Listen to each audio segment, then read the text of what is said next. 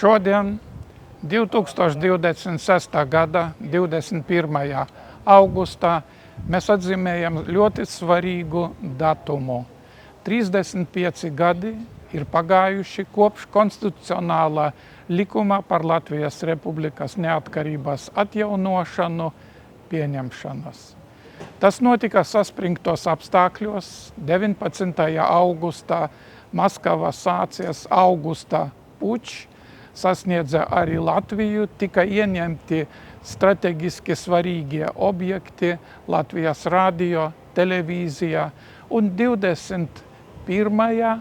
augusta 1991. gada OMON vienības, kas bija puča dalībnieki no Maskavas puses, sasniedza arī Jēkaba ielu.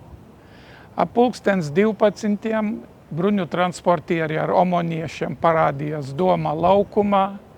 Neilgi pēc tam viņi izjauca barikādi pirms Mazas pils ielas, novilka betona bluķus, kas veidoja tos malā, un pietuvojas pavisam tuvu augstākajai padomei, tagadējai Saeimai, līdz pēdējai barikādei, kas stāvēja pirms Atgriežu ielas.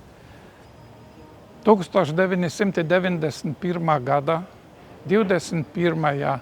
augustā 13:10 saspringtos apstākļos OMONa uzbrukumā laikā augstākajai padomei tika pieņemts konstitucionālais likums par Latvijas Republikas neatkarības atjaunošanu, kas noslēdza pārējas periodu, kurš tika izsludināts 1990. gada 4. maija, un Latvijas Republikas neatkarība tika pilnībā atjaunota.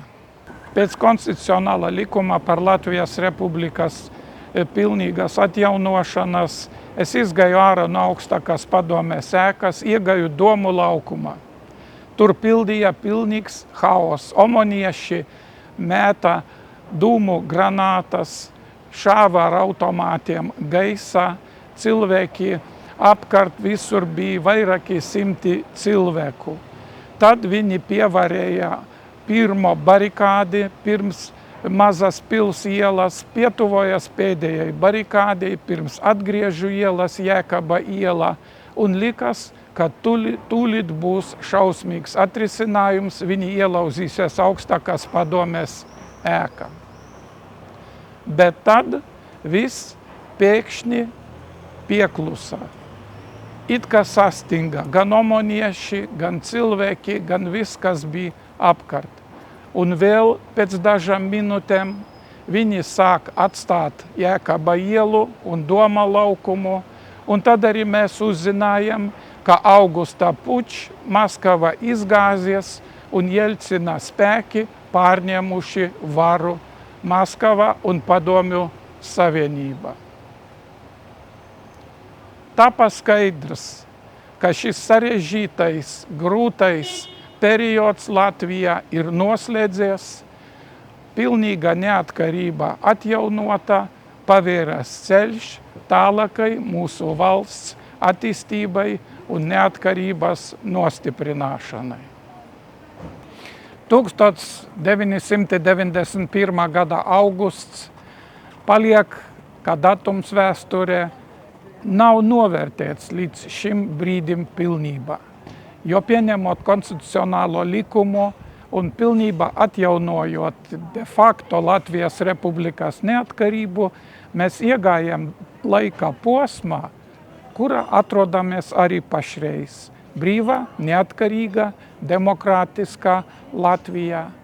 Vienīgais, kas varbūt ir atgriezies, draudi no mūsu austruma kaimiņa, no Krievijas, no kuriem toreiz mums izdevās veiksmīgi izvairīties.